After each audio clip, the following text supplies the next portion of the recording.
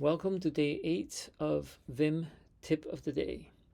Today we're going to talk about the redo command, which reverses the undo command.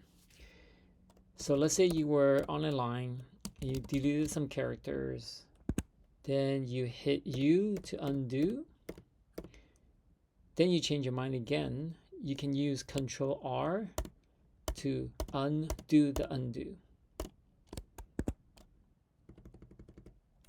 Or let's say you make two changes to a line, you deleted two words, and you wanted to undo what you've changed in that line.